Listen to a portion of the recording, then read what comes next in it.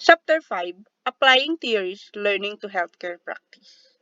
So today I'm going to discuss about the nature of the learner, which are the learning and maturation, periods of lifespan development, four theories of human development, including the theory of psychosexual development and Erik Erikson psychosocial development theory. The nature of the learner. The learner is an embodied spirit. He is the union of sentient body and a rational soul. His body experiences sensation and feels pleasure and pain. His soul is the principle of spiritual act, the source of intellectual abstraction, self-reflection, and free rational volition. First is the learning. Sorry. Learning is a process that is unique to each individual. Learning it is the acquisition of knowledge, skills, behavior, values, and preference which can occur through education, training, and experiences. Yung learning po is unique sa atin lahat, each person, kasi iba-iba po tayo ng way kung paano po tayo matututo. Maaring sa akin po natututo ako through reading, ganun. Yung sa iba naman po, experience, or may mentor sila, ganun. There is no age limit in learning. We learn new things every day. As babies, we learn to eat, crawl, walk, and etc. But as we grow up, we learn a wide range of our skills. Yung pag baby po tayo, ay lahat po ng tao, natututo po tayo every day. We learn new things. Yung sa baby po na, pag baby po tayo, yung paano lang tayo matuto is, ay yung natututunan lang natin is yung paano kumain, paano maglakad, kung tinuturuan tayo ng parents natin. Pero habang lumalaki tayo, mas lumalawak yung natututunan natin. Like, natututunan na natin mag-drawing, kumanta, ganun. Yung mga skills natin and talent. Curiosity and intrinsic motivation are the factors that often promote a person to learn. Pag nakikurious tayo, yun yung time na parang gusto natin matuto kung paano yun. Yun yung nagli-lead sa atin para matuto, or yung curiosity yung nagpro-promote sa isang tao para matuto. Okay, next is the maturation. Maturation is the process of maturing, growing, and developing throughout our life. It is a biological, physical, and mental process. It can be categorized in two sections. Dalawa sila. Yung isa, physical maturation, and yung isa, cognitive maturation. Physical maturation refers to the physical change and development in our bodies. Ito yung nakikita natin sa panlabas natin na anyo, yung iba lumalaki yung muscles, tumatangkad, ganun, pumuputi. And the other one is cognitive maturation. It refers to the cognitive development from birth to adulthood. We learn to think, learn, and interact with different people and situations. Ito yung nagmamature na tayo, natututo na tayo kung paano makipaghalubilo sa ibang tao. Learning and maturation are intertwined processes. One example is when we are teaching something to a person, it is important to make sure that the person has achieved the necessary mental maturity required for that lesson. Yung pag nagtuturo tayo sa isang tao, we need to make sure na yung tao na iintindihan or yung level ng pag-iisip niya is naiintindihan niya yung tinuturo natin. Kasi we cannot teach dancing, ganon, or singing to a child, to a toddler na hindi pa naman nagsasalita or di pa naman naiintindihan kung ano ba yung dancing or singing na yan. So, we need to make sure na ka-level natin or naiintindihan niya yung tinuturo natin. Sorry. Period of lifespan development. In each stage of development, a certain set of tasks are expected of each individual.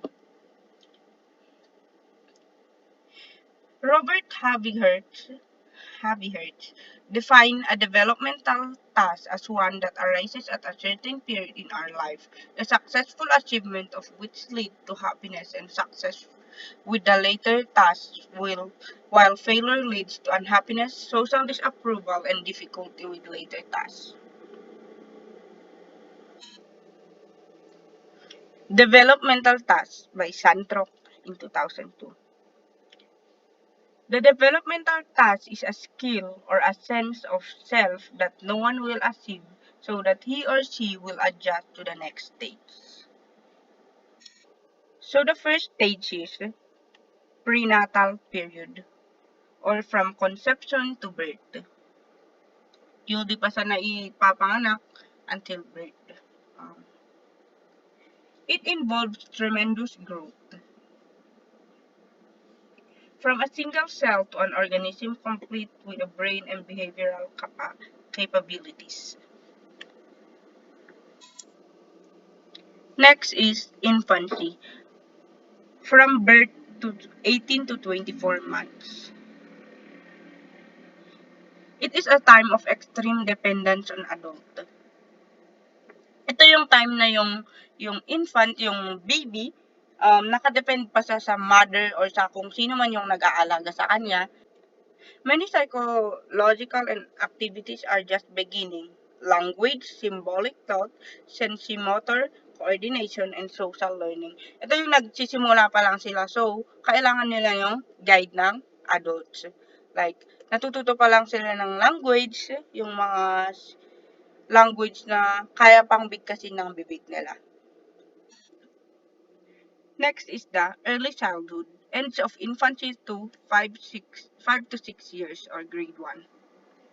It is the preschool years.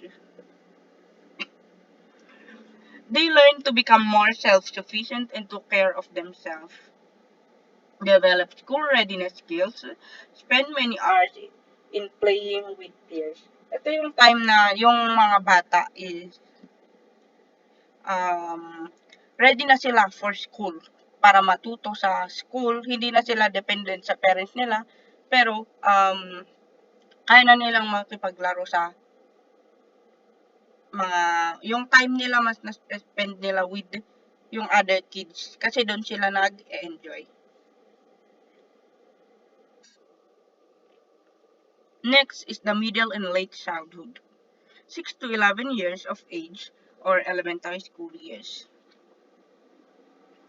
Fundamental skills of reading, writing, and arithmetic are mastered. The child is formally exposed to the larger world and its culture. Achievement becomes a more central theme of the child's world and self-control increase.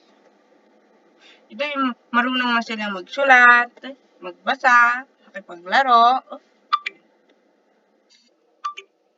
Next is adolescence, from 10 to 12 years of age, ending up to 18 to 22 years.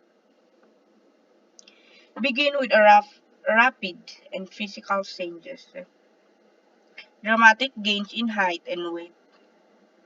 Changes in body contours is the reason of the development of sexual characteristics, which are the secondary sex characteristics. Primary sex characteristics include the physiological changes, internal sex changes, and it comes first before the secondary sex characteristics.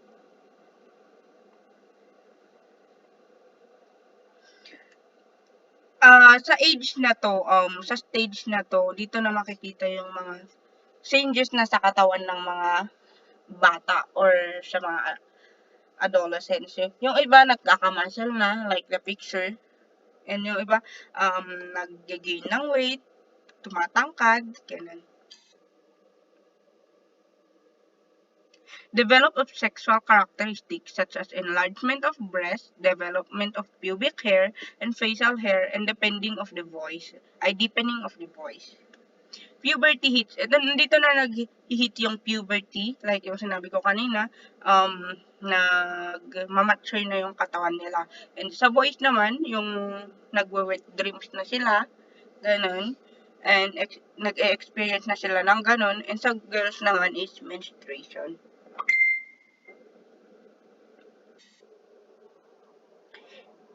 Pursuit of independence and identity are prominent. Throughout is Thought is more logical and abstract and idealistic. More time is spent outside of the family. Thinking becomes more sophisticated.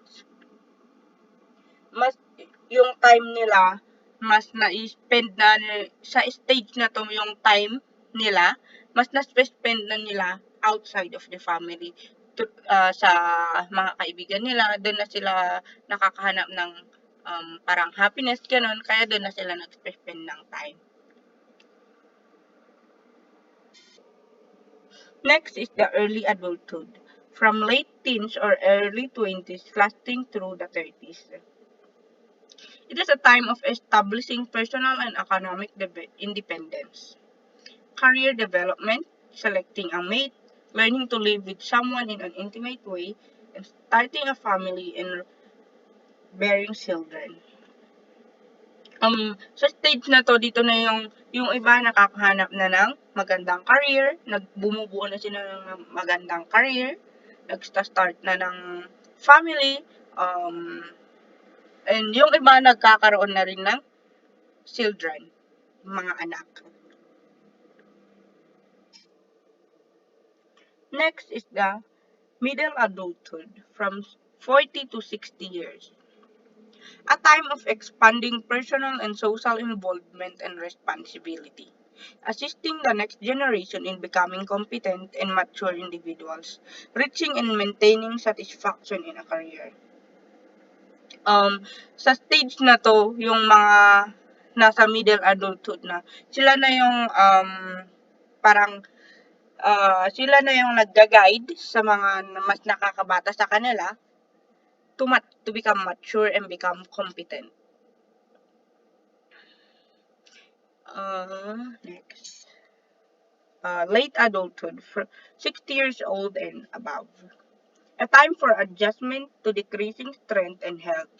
Life review, retirement, adjustment to new social roles. Sa stage na to, yung mga matatanda na, parang siyempre yung as matanda na, nakaka-feel na sila ng decreasing strength and health. Hindi na sila kagaya ng dati na nasa adolescence na kaya pa nila mag party sa labas. No, sila na yung mga nagre-retire na, mga nasa bahay na lang, ganun. So, let's go to theories of human development. One is theory of psychosexual development. What is psychosexual development? It is proposed by Sigmund Freud. The theory describes how personality develops during the childhood. It is well known in psychology, but it is one of the most controversial theories. Psychoanalytic theory suggested that personality is mostly established by the age of 5. Early experience play a large role in personality development and continue to influence behavior later in life.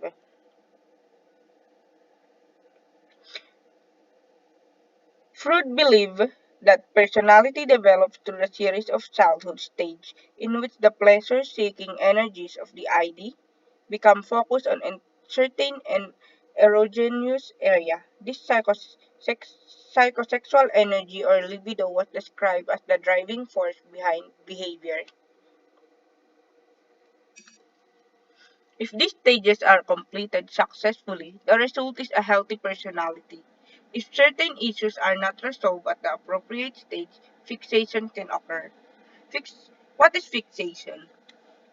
It is a persistent focus on earlier psychosexual stage. Until this conflict is resolved, the individual will remain stuck in this stage.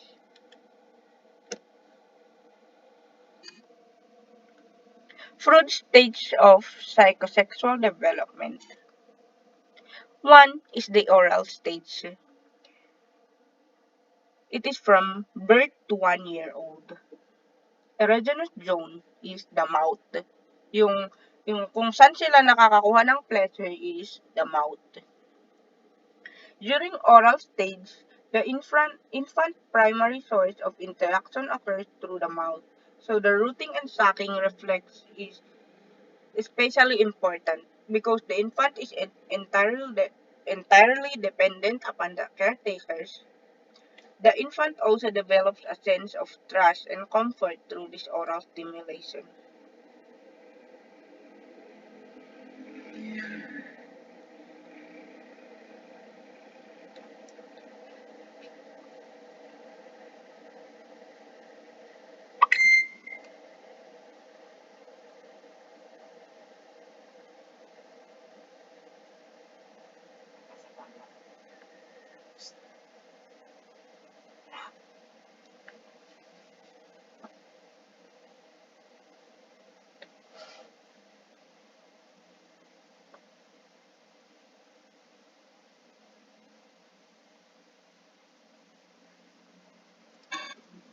Second is the anal stage. It ranges from 1 year to 3 years old. Erogenous zone is the anus. Uh, During the anal stage, Freud believed that the primary focus of the libido was the controlling bladder and bowel movement. The major conflict at this stage is toilet training. The child has to learn to control his or her bodily needs. Developing this control leads to a sense of accomplishment and independence. According to Freud, um, success at this stage is dependent upon the way in which parents approach toilet training.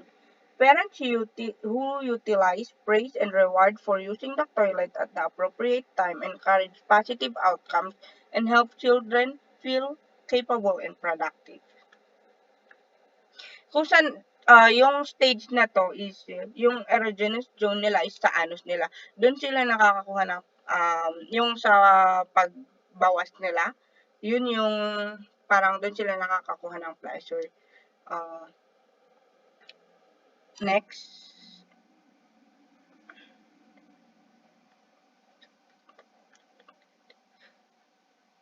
Freud believed that positive experiences during this stage serves as the basis for people to become competent, productive, and creative adults. Anal expulsive personality could develop in which the individual has a messy, wasteful, or destructive personality.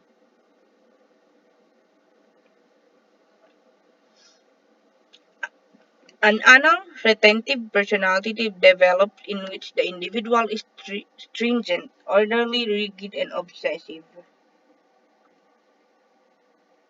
However, not all parents provide the support and encouragement that children need during this stage. Some parents instead punish, ridicule, or shame a child for accidents.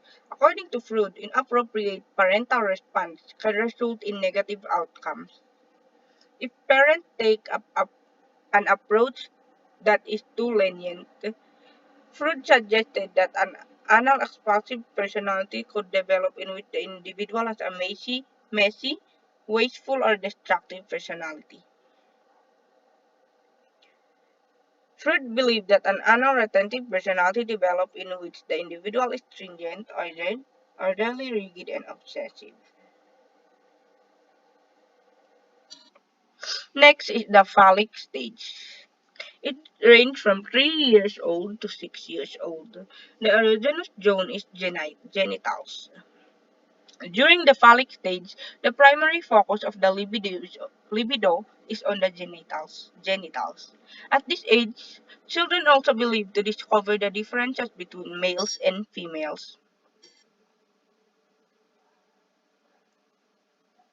Freud also believed that boys begin to view their father as a rival for the mother's affection. That is why they are what we call Oedipus complex. and Electra complex for girls. Before,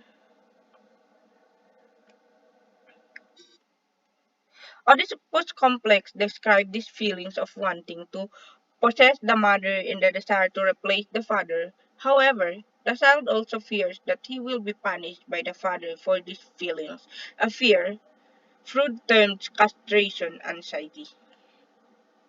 Yung Oedipus complex, ito yung yung baby, yung bata na lalaki is like mas close sila sa mami niya, sa um, opposite sex, so sa mami niya. Kaya parang yung feeling niya, yung daddy niya o yung father is parang nagkakaroon na siya ng desire to replace the father. Electra complex has been used to describe a similar set of feelings experienced by young girls. Freud, however, believed that girls instead experience penis envy. Sa Electra complex naman is yung girl na baby or yung bata na babae is mas malapit yung feelings niya sa opposite sex, which is the father.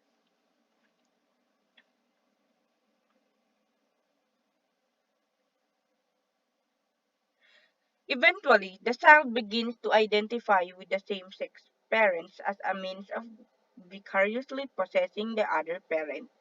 For girls, however, Freud believed that penis envy was never fully resolved and that all women remain somewhat fixated on the stage.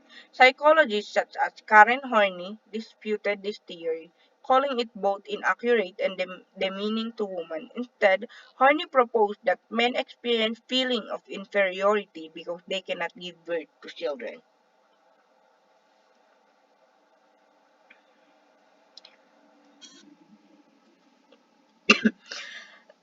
The fourth period or stage is the latent period. It ranged from 6 years old to puberty. Erogenous zone is the dormant sexual feelings. During the latent period, the libido interests are suppressed. The development of the ego and superego contribute to this period of calm.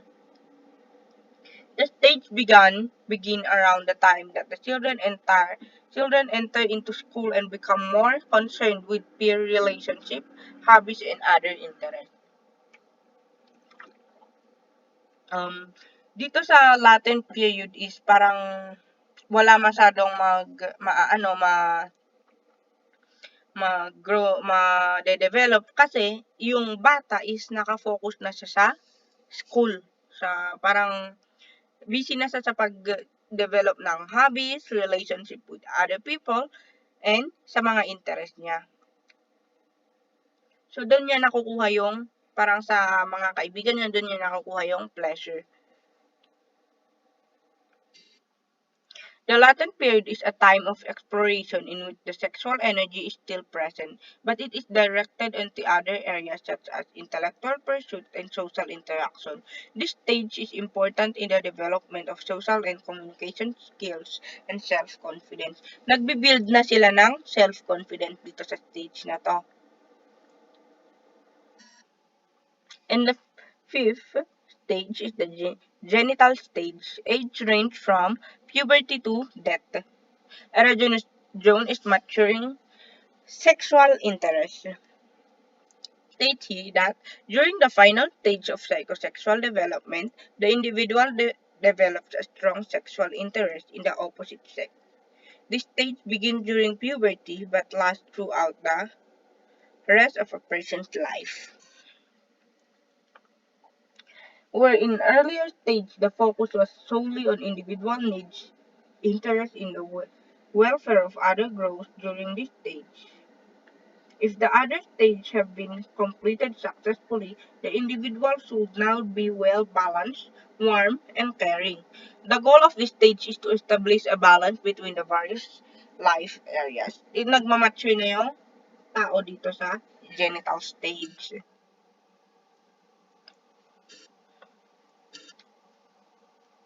Next is the Erik Erikson Psychosocial Development Theory. Erik Erikson proposed that personality development is determined by the interaction of an internal maturation plan and external societal demands. The life cycle is composed of 8 stages and that the order of the stage is biologically fixed. Each stage reflects the challenge people face at a particular age. The 8 stages of psychosocial development.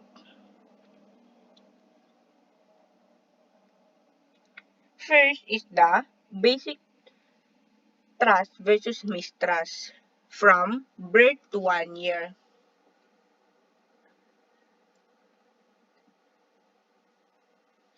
To develop a sense that the world is safe and a good place. Next, autonomy versus same, 1 year old to 3 years old. It is to realize one is an independent person who can make decision and the doubt. So the third column para is it is the challenge that the child is about na yung challenge na nafe-face ng child sa age niya. So sa birth to 1 year is yung challenge na nade-develop niya is a sense that the world is safe and a good place. So nakadepend pa siya sa sa adult na nagbabantay sa kanya, sa caregiver niya, caretaker niya. In the autonomy versus same, 1 year old to 3 years old, to realize that one is an independent person who can make decision and doubt. Third, initiative versus guilt, from 3 years old to 6 years old, is to develop the ability to try new things and to handle failure. Fourth, industry versus inferiority, 6 years to adolescence, and to learn basic skills and work with others. Next, identity versus role confusion. Age, ito na yung mga adolescents, to develop a lasting integrated sense of self. Intimacy versus isolation, yung mga young adulthood. To commit to another in a loving relationship. Dito na sila nagbi-build ng intimate relationship. Generativity versus stagnation. Middle adulthood, to contribute to younger people through child rearing, child care, or other productive work. Integrity versus despair. Late life. To view one's life as a to view one's life as a satisfactory.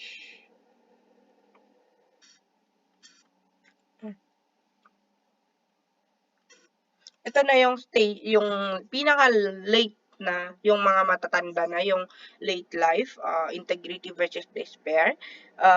Dito na sila parang nagre-reflect sa mga buhay nila, kung sa mga nangyari, sa mga pangyayari, sa mga, o yung mga experiences nila.